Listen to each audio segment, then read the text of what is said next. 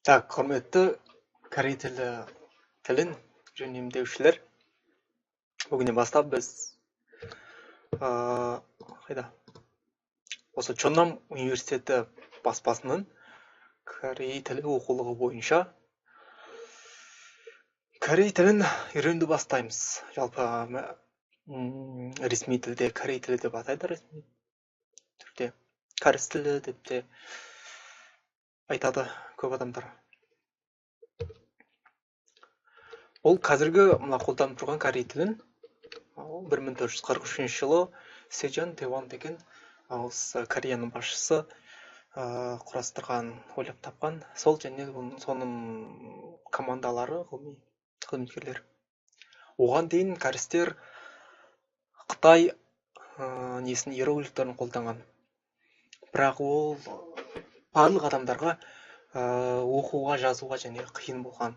Сондықтан сауатсыз адамдар көп болғандықтан осы Сежон деген кісі осы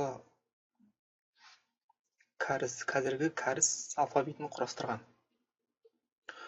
Яғни өздерің білесіңдер, иероглифтер олар таңба, олар әріп емес, алфавит емес, тек таңба. Мыңдаған таңбалар Қытайлар қолданады. Ал кәрістер әріп қолданады, таңба емес, иероглифтер емес. Таңба, жарайды, әріптер. Осы корей тілінің барлық осы әріптері мына 3 таңбадан шыққан: нүкте, көлденең сызық және тігінен сызық. Осы әрқайсысы аспан, жер, нүкте деген аспан, көлденең сызық жер, тігінен тұрған сызық адам деген мағынаны білдіреді. Осы барлығы қалған әріптен бәрі осы үшеуінен шыққан. Мысалы, бір көрсетіп жіберсем, мына жерде мысалы мына сызықшаға бір нүктені қоссаң, мысалы мындай А деген әріп шығады. Мына сызық нүктеге көлденең сызықты қоссақ, О деген әріп. Осы барлық әріптердің бірі осы үш негізгі элементтен шыққан. Мынау жалпы корей тілі әріпесінде дауыссыз дыбыстар бар. Мынандай негізгі дауысты дыбыстар бар. Бүгін кішкене ғана кіріспе түсіндіріп өтем. Одан кейінгі сабақтарда, 4 сабақта соны әрқайсысын жеке-жеке детальды түрде түсіндіремін. Дауысты дыбыстар чам дейді, дауысты дыбысты мом дейді. Енді жалпы ондай негізгі 14 дауыссыз дыбыс бар. Олардың барлығы ішінде мынау негізгі 5 элемент. Осы негізгі 5 элемент арқылы шыққан мынау. Андай бұрыш, 4 бұрыш, 3 бұрыш, осы домалақ. Мұнда қосарланған дыбыстар бар, 2 әріптерді қосып. Барлығы 19 дауыссыз дыбыс. Одан кейін мынау дауысты дыбыстар. Олардың ішінде де 11 болу, 3, 4, 5, 6, 7, 8, 9 екен. Негізгі дауысты дыбыстар осы негізгі элементтер арқылы шыққан. Барлығы 21 дауысты дыбыс. Мұнда 19 деді, 21. Барлығы 40 әріп бар корей тілінде.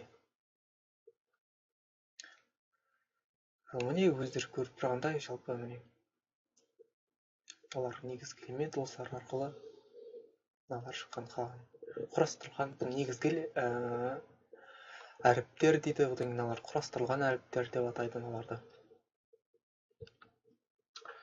Мынау барлық әріптер жиынтығы. бір рет оқылуын айтып өтсем, анау бізге к деген келеді. Мынау біздің н, мынау біздің п, мынау біздің р және л болады. Сөздің аяғында келсе, мынау м деген әріп, мынау б, п, б деген, с. Мынаның дауысы жоқ. Егер соның басына келсе, сонда келсе, біздің ондай әріппен тегіс келеді.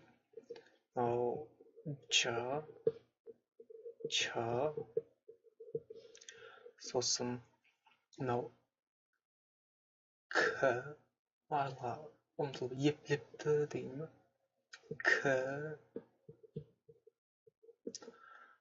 т, т-ның үш түрі бар негізі. Т,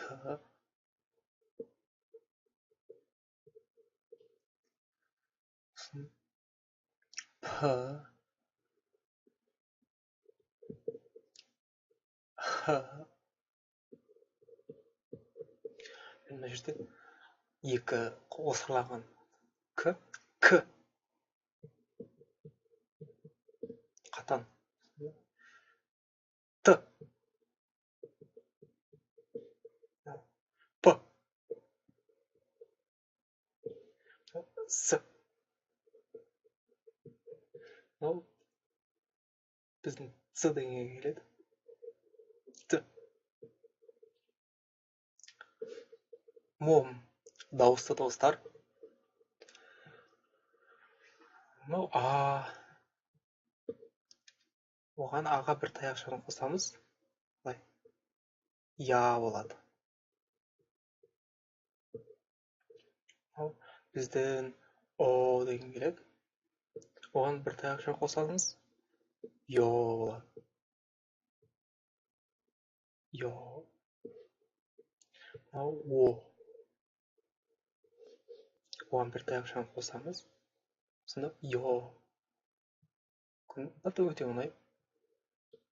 Көлденең. Тігінен, көлденең басталды. У. Оған мынау біздің орысша йоға да сәйкес келеді. Мынаған уға тағы бір таяқшаны қосамыз, ю болады. Ю. Яғни ю. Ол просто а. Ал и. Мында е.